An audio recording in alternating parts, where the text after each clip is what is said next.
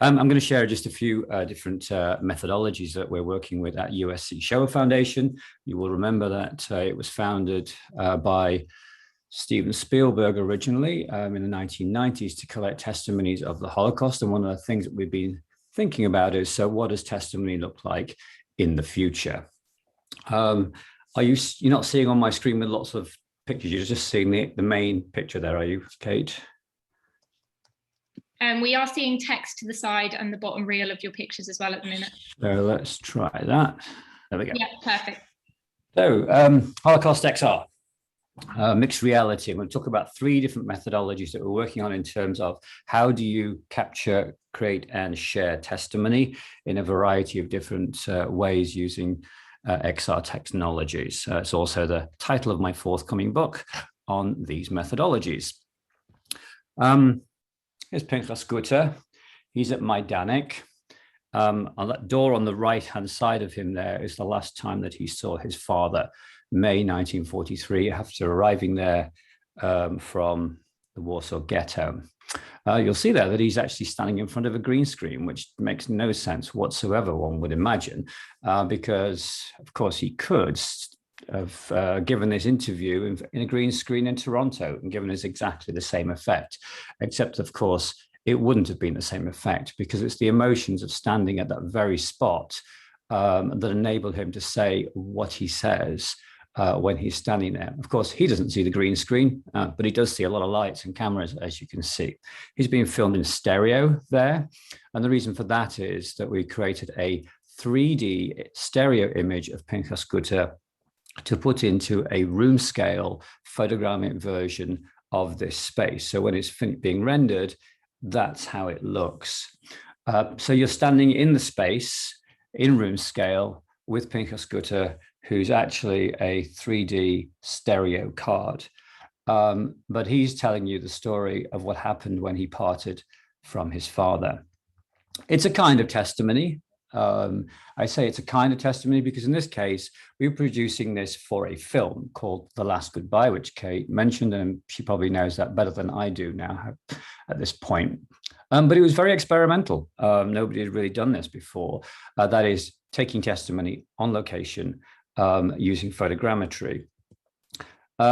It involves a lot of pieces, scouting, like what do you do when you have so many buildings and so many acres? What are the points that you're going to film in? We filmed them in 7 locations around Majdanek.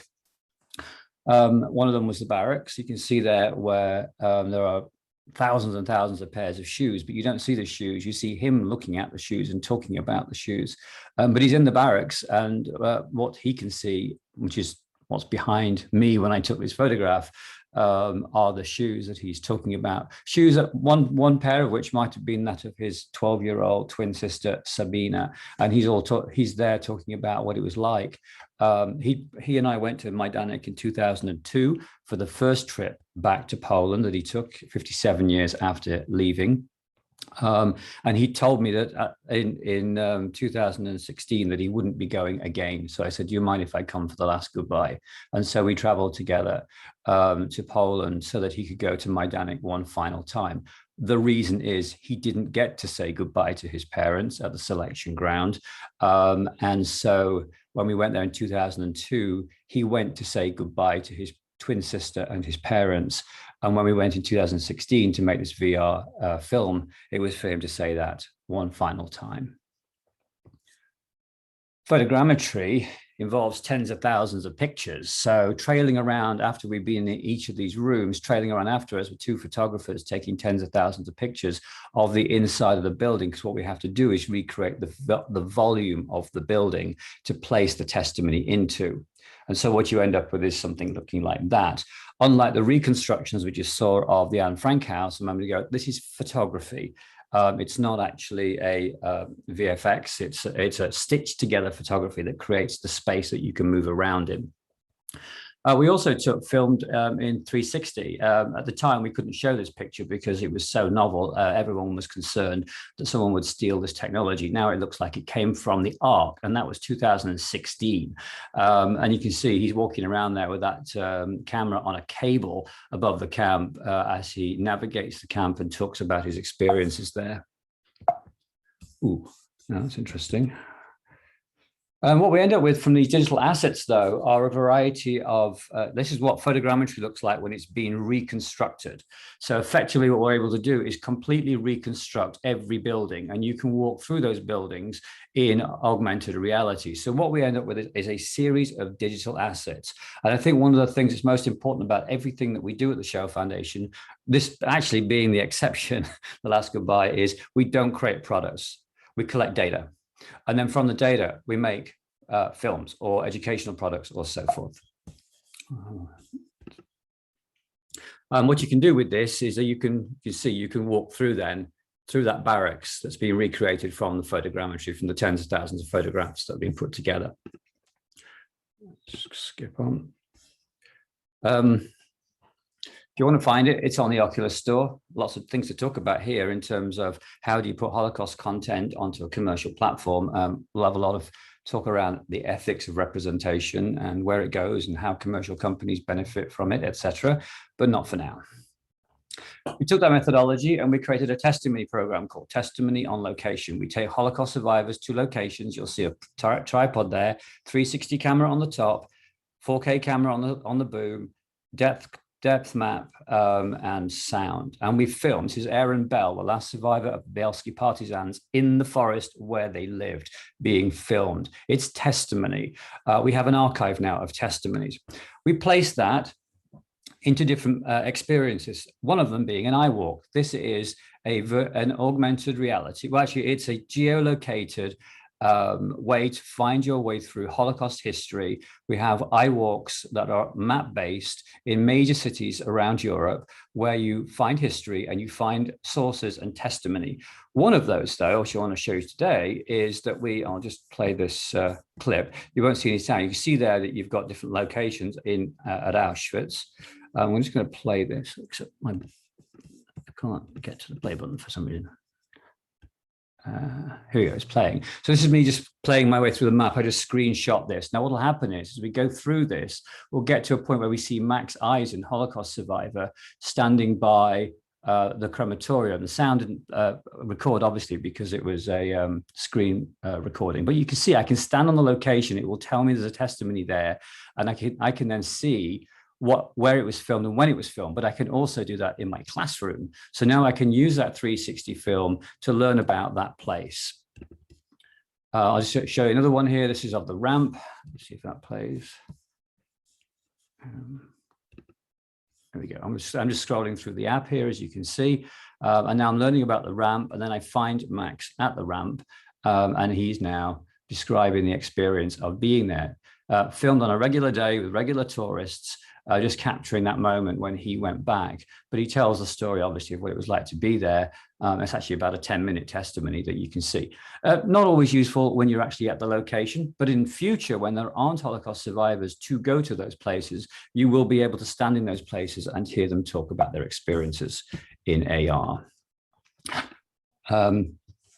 You heard about Dimensions in Testimony. This is where we filmed Holocaust survivors for 5 days, asked them 1,500 questions, or at least 1,000 questions about their life. This is Pinchas Gutter again.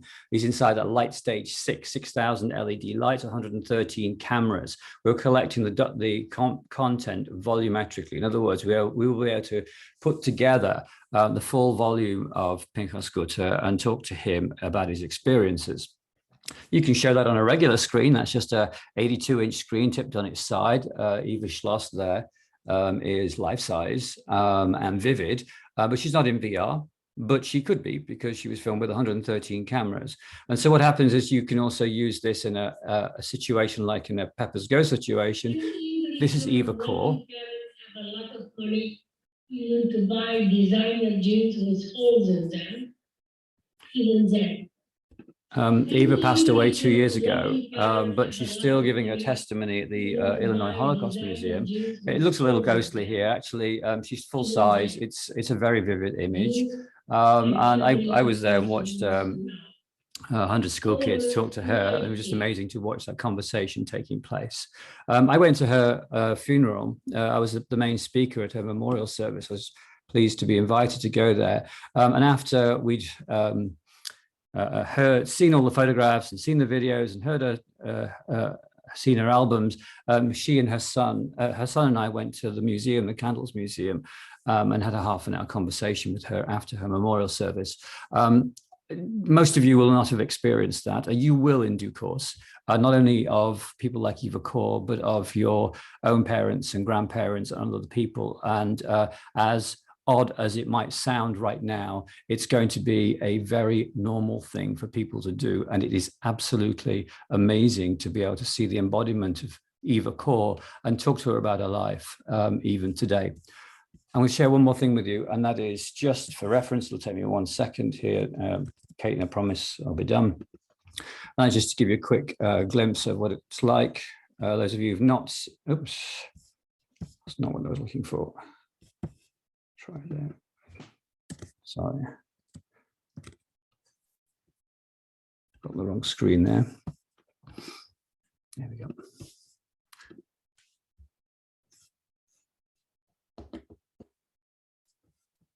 Got the wrong screen. Oh, there we go. This is Pinchas Gutter. You met him in Majdanek. What's your name? My name is Pinchas Gutter. Pinchas, can you tell me about your family? I was extremely close to my family. My family, before the war, was my life. I mean, everything, you know, was surrounded. You know, my whole being was kind of like enveloped by my family. Every day. I'm going to stop in there for time, but I'm going to put a link in the chat so that you can go and find Pinchas Gutter and engage in conversation with him yourself. Back to you, Kate.